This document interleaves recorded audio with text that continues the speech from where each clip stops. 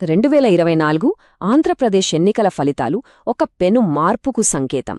అయితే ఈ మార్పును నిజంగా అర్థం చేసుకోవాలంటే మనం ఒక నియోజకవర్గాన్ని లోతుగా చూడాలి. అదే పెనమలూరు.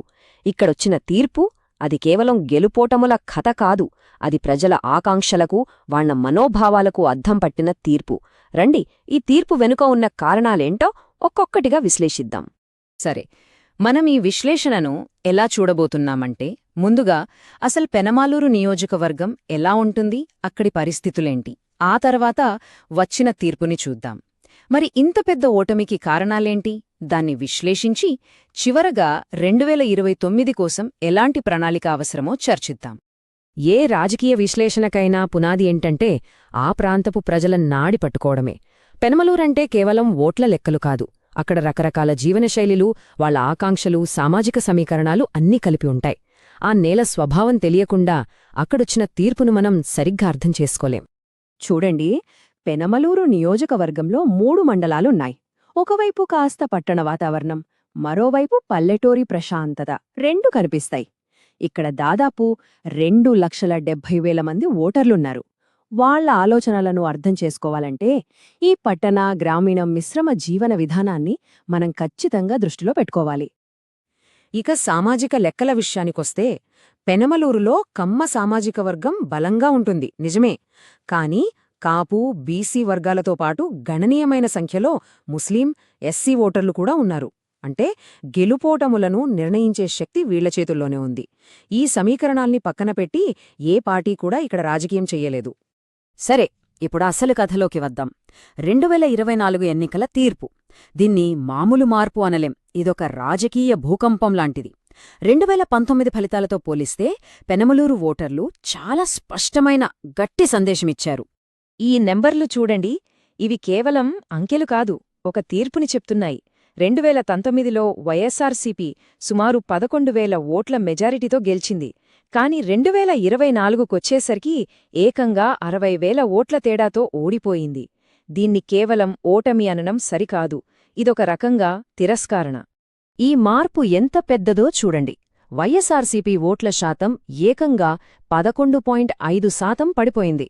అదే సమయంలో టీడీపీ ఓట్ల శాతం 19.1% పెరిగింది. ఇది చిన్న మార్పు అస్సలు కాదు. ఓటర్ల ఆలోచన విధానంలో వచ్చిన ఒక ఫండమెంటల్ షిఫ్ట్ ఇది. ఈ లెక్కలు ఒక రాజకీయ సునామీని చూపిస్తున్నాయి. దీని వెనుక ఖచ్చితంగా బలమైన కారణాలుండే తీరాలి. మరి ఇంత పెద్ద మార్పుకు కారణమేంటి? ఓటమి వెనుక ఉన్న ఆ కారణాలను ఇప్పుడు విశ్లేషిద్దాం.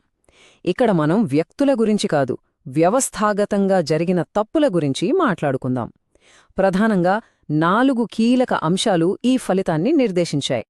అవేంటంటే, 1 local versus non local feeling, 2 కుల సమీకరణాలు బెడిసికొట్టడం, 3 వ్యూహాత్మక పొత్తులు, ఫిరాయింపుల ఎఫెక్ట్, ఇక 4ది చాలా ముఖ్యమైనది, ప్రజల రోజువారీ సమస్యలను గాలికొదిలేయడం. ఈ 4 కలిసే ఓటమికి దారితీశాయి. ఇప్పుడు ఒక్కోదాన్ని వివరంగా చూద్దాం. మొట్టమొదటిది స్థానిక వర్సెస్ స్థానికేతర వాదం. వైఎస్ఆర్సీపీ అభ్యర్థి జోగి రమేష్ పక్క నియోజకవర్గం పెడన నుంచి రావడంతో ఆయన బయటి వ్యక్తి అనే భావన ప్రజల్లో బలంగా నాటుకుపోయింది. మరోవైపు టీడీపీ అభ్యర్థి బోడే ప్రసాద్, ఆయన మాజీ ఎమ్మెల్యే, స్థానికంగా అందరికీ తెలిసిన వ్యక్తి, అందుబాటులో ఉంటారనే పేరుంది. ఈ తేడానే ఓటర్ల ఆలోచనను చాలా ప్రభావితం చేసింది. దీనికి తోడు యాంటీ ఇంకంబెన్సీ కూడా బలంగా పనిచేసింది. 2019లో వైఎస్ఆర్సీపీ టికెట్ మీద గెలిచిన సిట్టింగ్ ఎమ్మెల్యే ఎన్నికల టైంకి టీడీపీలోకి వెళ్లారు. దీంతో వైఎస్ఆర్సీపీపై ఉన్న వ్యతిరేకత అంతా ఒకే చోట టీడీపీకి అనుకూలంగా మారింది. ఇది దాదాపుగా ఒక ఆర్గనైజ్డ్ యాంటీ వైఎస్ఆర్సీపీ ఫ్రంట్లా తయారైంది. ఈ ఒక్క మాట మొత్తం కథను చెప్తుంది. సంక్షేమ పథకాలు ఇస్తున్నారు, మంచిదే, కాని అవి ప్రజల రోజువారీ జీవితంలో ఎదుర్కొంటున్న సమస్యలను కప్పిపుచ్చలేకపోయాయి. మన రాజ్యాంగం ప్రతి పౌరుడికి గౌరవంగా బ్రతికే హక్కునిచ్చింది. ఆ గౌరవమంటే కేవలం డబ్బులివ్వడం కాదు, మంచి తాగునీరు, శుభ్రమైన వీధులు, సరైన రోడ్లు కూడా అందులో భాగమే. ఆ కనీస గౌరవం దక్కనప్పుడు ప్రజల తీర్పు ఇలాగే కఠినంగా ఉంటుంది. ప్రజలెందుకంత అసంతృప్తిగా ఉన్నారంటే కారణాలు ఇవిగో. పెనమలూరు మండలంలో మురుగునీరు మంచినీటితో కలిసిపోవటం.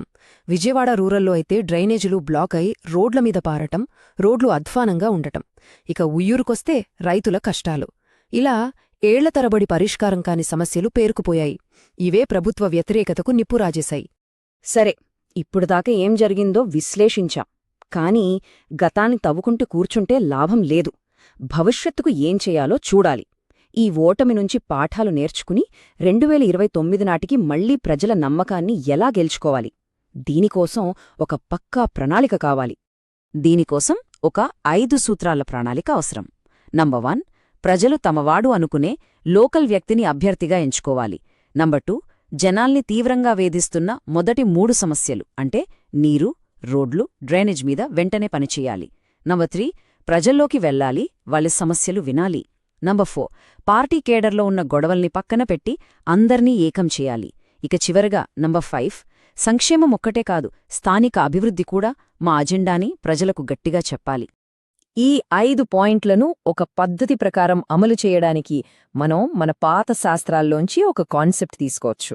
అదే చతుర్ముఖ సిద్ధాంతం, అంటే 4 ముఖాల వ్యూహం. ఈ 4 ముఖాలు శివ, విష్ణు, బ్రహ్మ, దుర్గ. ఒక్కోటి ఒక్కో రాజకీయ కార్యాన్ని సూచిస్తుంది.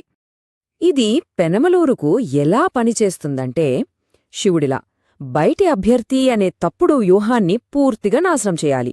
విష్ణువులా సంక్షేమ పథకాల పాజిటివ్ కథనాన్ని కాపాడుకోవాలి. బ్రహ్మలా ప్రజలతో మాట్లాడటానికి కొత్త మార్గాలను సృష్టించాలి, గ్రామసభలు పెట్టడం లాంటివి. ఇక దుర్గాదేవిలా పార్టీలో ఉన్న వర్గాలన్నిటినీ ఏకం చేసి అంతర్గత గొడవలకు ముగింపు పలకాలి. గుర్తుంచుకోండి, బాధ్యతాయుతమైన నాయకత్వం అంటే ప్రజల వ్యక్తిగత సమాచారాన్ని గౌరవించడం, వాళ్ల సమ్మతి లేకుండా దాన్ని వాడుకోకపోవడం, అలాగే ప్రజలతో గౌరవంగా మాట్లాడడం. అప్పుడే నమ్మకం మళ్లీ చిగురిస్తుంది. చివరగా పెనమలూరు తీర్పు మన ముందు ఒకే ఒక ప్రశ్నను నిలుపుతుంది. పాలన అంటే డబ్బులిచ్చి ఓట్లు తీసుకునే ఒక లావాదేవీనా, లేక ప్రజల గౌరవాన్ని కాపాడుతూ వాళ్ల రోజువారీ జీవితాన్ని మెరుగుపరచే ఒక సంభాషణ? పెనమలూరు ప్రజలు తమ సమాధానమేంటో చాలా స్పష్టంగా చెప్పారు. నిజమైన పాలన అంటే ప్రజల మాట వినటం, వాళ్ల కనీస అవసరాలు తీర్చడం, వారికి గౌరవమైన బతుకునివ్వడం. ఇదే మనం ఈ విశ్లేషణ నుంచి నేర్చుకోవలసిన అసలైన పాఠం. మీరు ప్రజల మనిషిగా మారి మీ నియోజకవర్గాన్ని అభివృద్ధి పథంలో నడిపించాలనుకుంటే blueprintstrategies.ai ని సంప్రదించండి. mgr@blueprintstrategies.ai కి ఈమెయిల్ చేయండి, లేదా 08042041602 నంబర్కి కాల్ చేయండి. Purpose beyond politics.